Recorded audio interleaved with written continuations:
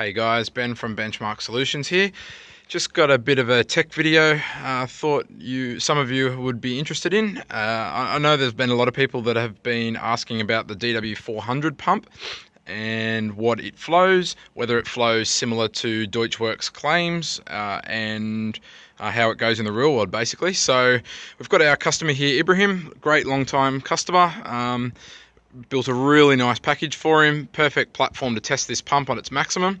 He decided he wanted to be the guinea pig. We didn't have any other data, so yeah, we threw into this car and see how we go. So the package is basically one of our built 2-litre engines, 2-litre long rod with all the good bits, Fabtech 7670 EFR turbo kit, Hypertune cooler, ID 1300 injectors, Dash 8 feed line to cover future proofing, Deutschwerks 400 pumps sandwiched into the CP hanger, which is a very tight fit mind you, but it still fits. But yeah, all in all, nice car, nice platform, running our Club Sprint ECU package. So what we've got here is basically our power, torque and boost levels across 5 different levels. We've got a 4-position boost trim in the car that we normally throw with our packages.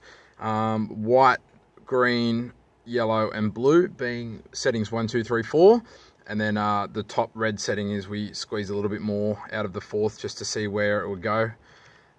So yeah, basically looking at the boost is about £1 low, so about 19 to 20 pound, which is a gate spring on setting 1, about 23.5 pound setting 2, 27.5 on 3, and then between 30.5 to 33.5, 34 pound on high.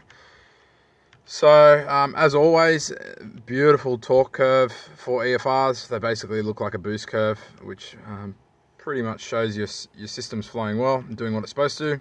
Peak torque around 42, holds that same level to about 6.5, 7. This car has it's a 105 rear external wastegate housing on this EFR. T4 twin scroll, but the wastegates are plumbed back in into a 3.5 inch dump in front. That actually connects to a 3-inch catback, which was still on the car, so pretty major restriction at this level. You can see once we get boost up here at about the 30 pound mark, starts to chew itself up from back pressure. I aborted the red run just so we weren't pushing the engine too hard once it really keels over, because it keels over hard.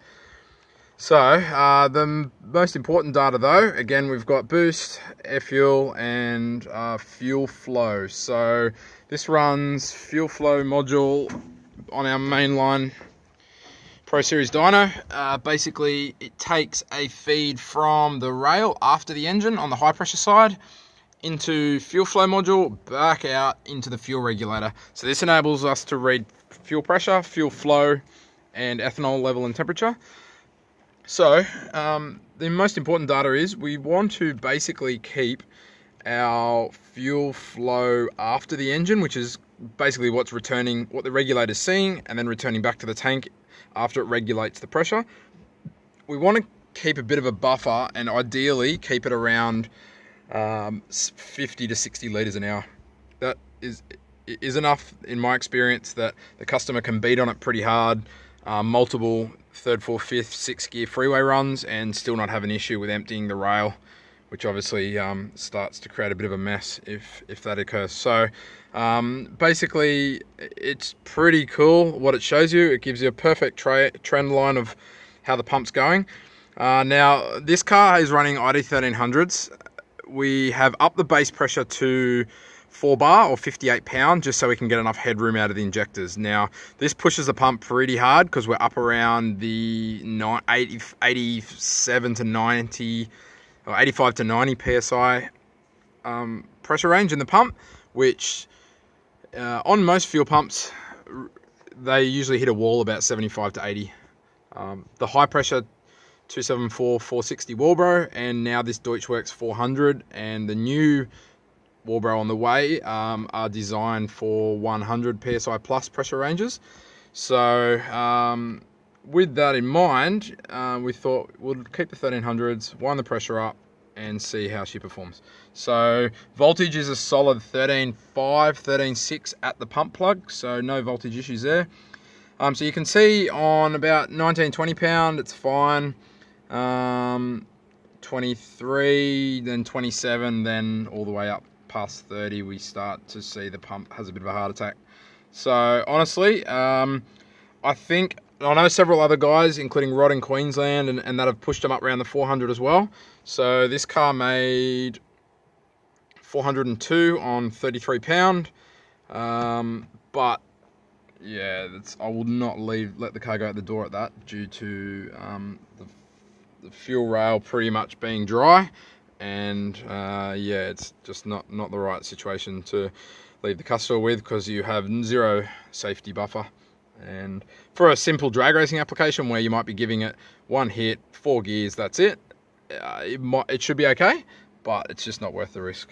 So yeah, if the base pressure was dropped with larger injectors and running at your traditional 43.5 base, that will pull 15 pound and give the pump another 10-15% headroom. So I suspect the pump would be fine at that. So you'd be looking at 43, about 75 to 76 psi, which is what our yellow line is, between our yellow and green lines. So pump should be fine at about 400 kilowatts on, and still have a bit spare on 43.5 base. But in this application, as you can see, it's good to see where we really run out of puff. So yeah, hopefully that helps you guys make a bit of an informed decision. We'll probably revisit this with a 3.5-inch exhaust at a later date and slightly larger injectors, and from there we will be able to use this pump to the best of its ability. So hope you enjoyed that. Hope it helps you make an informed decision, and I will see you all very shortly.